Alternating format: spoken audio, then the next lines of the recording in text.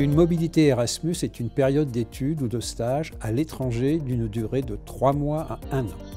Elle peut s'effectuer dans les 27 pays de l'Union européenne ainsi que 6 autres pays. Erasmus est accessible sous certaines conditions à tout étudiant de l'enseignement supérieur, pour autant qu'il soit inscrit à une institution participant au programme. Erasmus permet également au personnel des institutions d'enseigner et de suivre une formation dans ces pays. Erasmus est l'occasion d'aller à la rencontre d'une culture différente, d'apprendre une langue, d'être confronté à de nouvelles approches pédagogiques, mais aussi de vivre une expérience extraordinaire de citoyenneté européenne. Erasmus est une aventure épanouissante, tant sur le plan humain, culturel, académique et professionnel. Et pourquoi pas toi ?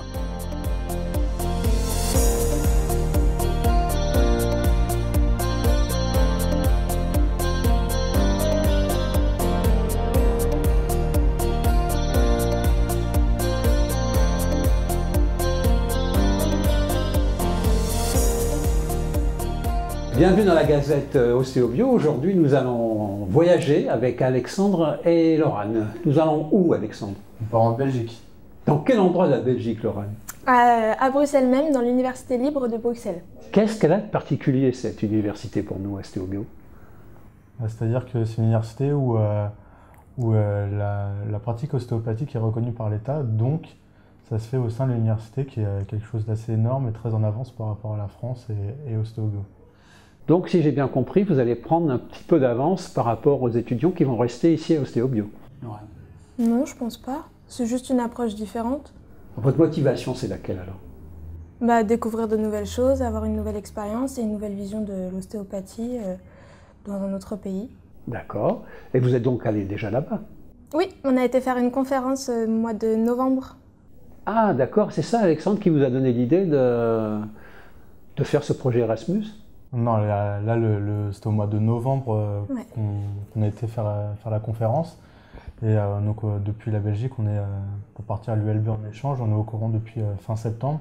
Et même bien avant ça, j'avais déjà l'envie de partir en projet Erasmus. J'ai beaucoup d'amis qui ont fait ça et qui, à vrai dire, ça donne assez envie. Donc la motivation, c'est découvrir autre chose que ce qu'on a ici à l'école. Ouais, exactement.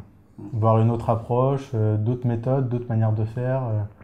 Et un autre enseignement aussi, non pas que l'enseignement soit mauvais, mais ça peut être totalement complémentaire par rapport à ce qu'on fait. D'après ce que vous savez sur l'ULB, vous pensez qu'on a quand même de bonnes relations avec eux, une certaine concordance dans l'enseignement, Laurane? Oui, complètement, puisqu'ils font partie du jury externe qui valide les mémoires en 5e année.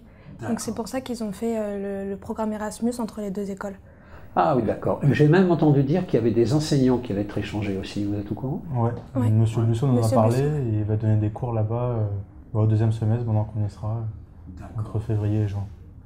Ok, donc plein de courage pour partir. C'est quand ce départ? Le 2 février. Et vous savez un petit peu à quel niveau vous allez être intégré? Quel est le cursus que vous allez suivre là-bas?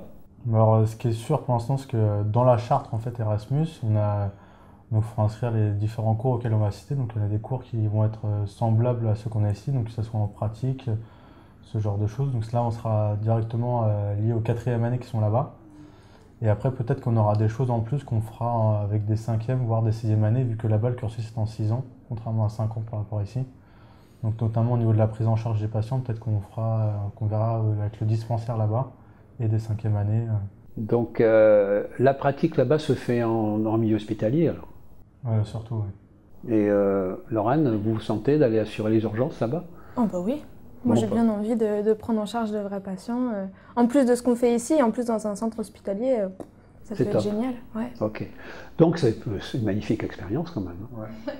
En dehors de la Belgique, je pense qu'on vous avait aussi proposé une autre destination. Je crois que c'était l'Angleterre. Et pourquoi ce choix belge et pas britannique?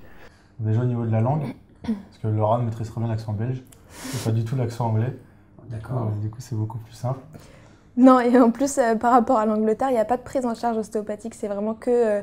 je crois que c'est une complémentarité en biomécanique et absolument pas de prise en charge. Oui, en fait, c'est pas une école d'ostéopathie, l'Angleterre, c'est une école de bioméca. C'est ça. C'est ça, donc c'est pas du tout la même orientation. D'accord, donc votre choix est bon. Là, la Belgique, c'est vraiment ostéopathie. Ça complète notre cursus. La différence d'objectif entre l'Angleterre et l'ULB, c'est quand même important, il y a une grosse différence. En fait, par rapport à la Belgique, l'Angleterre, ça propose un double diplôme. Alors qu'en fait, en Belgique, ça va être un complément de notre cursus et on ne va pas sortir avec un autre diplôme, quoi. D'accord, donc à la fin de cette année, vous revenez à Ostéo-Bio. Oui, pour finir la 5e année. Et on aura donc le plaisir de se retrouver encore pendant 1 an. Voilà, et je vais supporter la bonne humeur de Laurane. Par contre, la mienne, non. Et le sourire d'Alexandre.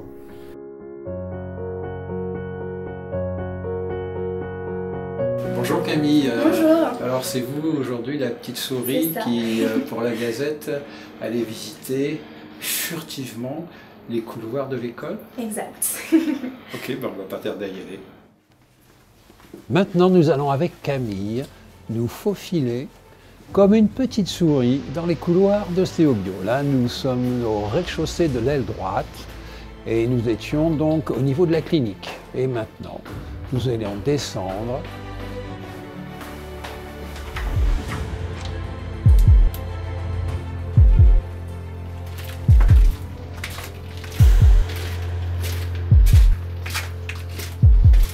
Et maintenant, pour rejoindre le bâtiment central, nous passons par le souterrain qui nous amène,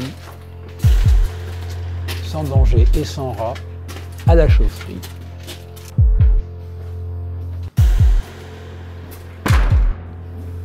Camille est courageuse. Elle arrive et nous allons rejoindre le bâtiment central. Et nous voilà maintenant dans le couloir du rez-de-chaussée qui nous amène à la cafétéria, au secrétariat de la vie scolaire. Et nous voici donc dans le couloir du premier étage où sont disposées 2 grandes salles de pratique ainsi que les bureaux de la directrice des études et de son adjointe.